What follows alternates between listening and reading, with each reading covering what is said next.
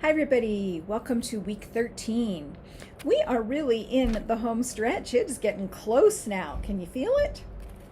All right, so this week's class objectives are to reflect on implementation of curriculum and refine curriculum for future use. Hopefully all of you have had a chance now to do some teaching in your practicum setting. And from the past NEPD forms that I've been able to reach, it really sounds like you've had a lot of exposure to different aspects of nursing education. So I'm excited each time that I read them. So for our discussion question this week, you will be sharing with your classmates how your teaching has gone so far at your practicum site. Now, nobody is expecting perfection, right? Learning is both an art and a science, and it takes a while to perfect the craft. But I'm hoping that we can learn from one another's experiences, right? So please let us know what went well, what didn't go so well. How do you feel about the actual learning that took place? Did you feel that people actually did learn and met your learning objectives for your students? I've been really eager to hear about how the actual teaching has gone. We've had all this build up, right? The lesson plan, the practice, all that kind of stuff. So I'm really excited to hear about it. So I can't wait to read your posts this week. Okay, our assignment this week is also about reflecting on your teaching. Again, it's a 500 to 800 word paper, so not a huge dialogue. So first you'll discuss whether or not your students were engaged and how could you tell.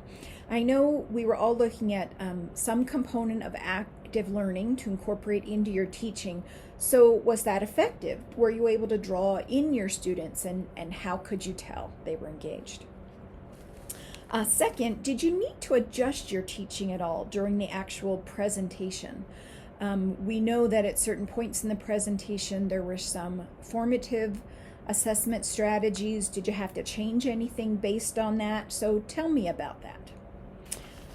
Third, if you were to teach the material again, what changes would you make, if any, right? You discuss that. And finally, what things worked really well and you would definitely include them if you were going to teach this material again.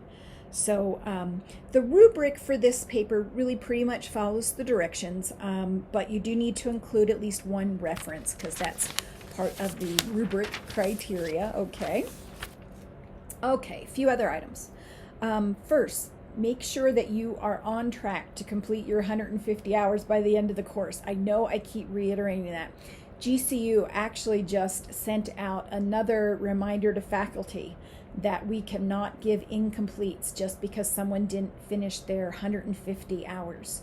I think I've mentioned I have had a couple of students that did not complete their hours and they did fail the course, and at the end of your program, we do not want that to happen to anybody. So just a heads up on that. Please look ahead at the remaining assignments that we have for this course and let me know if you have any questions. For example, in week 16, you need to upload screenshots from Typhon showing me that you've completed all your hours and that your preceptor has signed off on them. Right? So you want to make sure that you know how to do a screenshot from your computer. You might need one or two depending on how long your log is, and make sure that your preceptor is keeping up with signing off on those hours so you don't get caught short at the end, right? Okay. Finally, some of you may be considering looking for maybe new positions or expanded positions after graduation. In nursing education in some way. So I'm going to attach in an article about servant teaching, and basically it's applying servant leadership to teaching. It's a fairly quick read, and I would appreciate your thoughts, what you think about the feasibility of using servant leadership in teaching and maybe the pros and cons. So I look forward to hearing your thoughts about that this week. And I'll see you guys in the main forum.